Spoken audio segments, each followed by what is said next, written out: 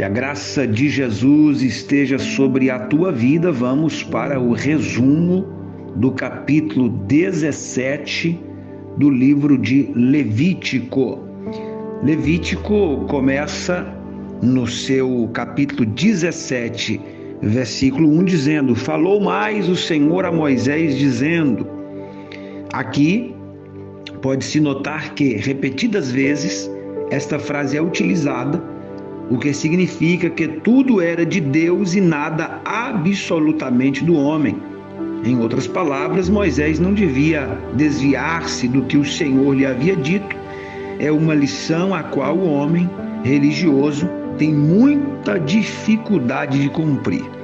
Quando nós analisamos o capítulo 17, ele vai falar a respeito do lugar do sacrifício e também da proibição de comer sangue. Esta seção de leis que vieram de Deus para o povo de Israel por intermédio de Moisés no Monte Sinai é comumente chamada Código de Santidade, porque apresenta as condições que Deus requeria de Israel para que fosse realmente um povo santo. No versículo 4, o mandamento de Deus exigia que todo o sacrifício de sangue fosse oferecido no tabernáculo, mais tarde no templo em Jerusalém. Desculpa aí não, onde quer que o homem escolhesse para si mesmo o sacrifício certo no lugar errado ou feito de maneira errada, nada valia. A desobediência nestas coisas traria a culpa do sangue e não o perdão desejado. No versículo 7, nunca mais oferecerão os seus sacrifícios aos demônios com os quais eles se prostituem. Isso lhes será por estatuto perpétuo nas suas gerações, diz o versículo 7. Esta palavra prostituem, a nação hebraica era simbolicamente casada com Jeová, tanto no Monte Sinai como nas planícies de Moabe. Uma nova geração, depois de a interior ter perecido, a prostituição simbolizava a apostasia, a falta de fidelidade a Deus, e naquelas épocas se relacionava com a idolatria, com os seus ritos perversos. Analisando ainda o capítulo 17, a partir do versículo 10, começa então a tratativa, as ordens a respeito da proibição do comer sangue, dos versículos 10 a 14. A vida de um animal estava no seu sangue, é o que diz lá Gênesis 9:4. E a vida era sagrada, pertencendo a Deus, concedê-la ou retirá-la.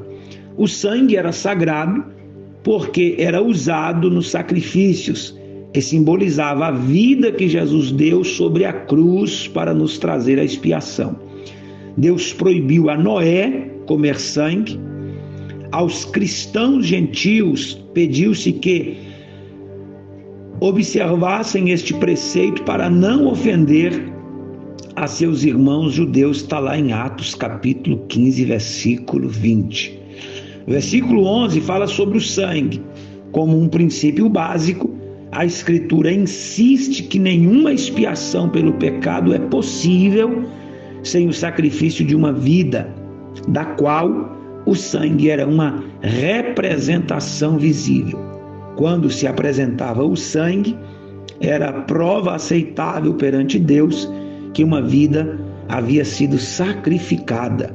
O sangue de Jesus satisfaz as condições que a justiça divina requer para a salvação do homem.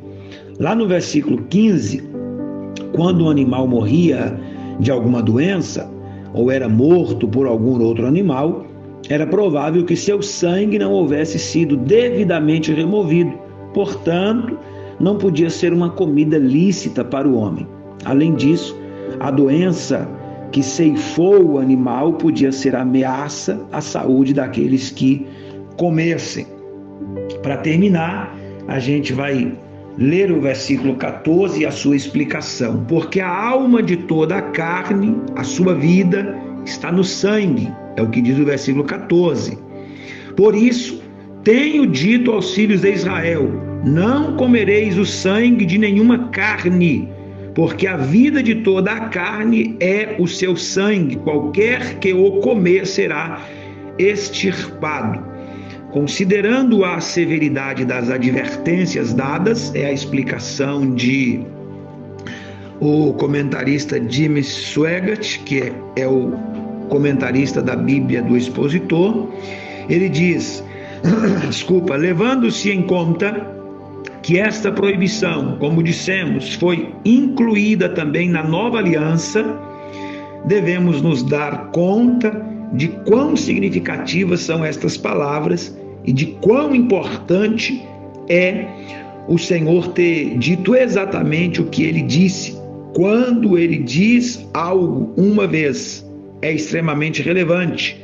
Quando ele diz 2 vezes e até 3 ou mais, o assunto deve ser levado muito a sério, é de suma importância.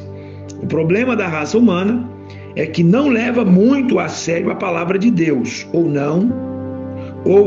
não considerar isso totalmente, mas que todos saibam as consequências, e consequências severas, quando se ignora a palavra de Deus. Que Deus te abençoe, no nome de Jesus.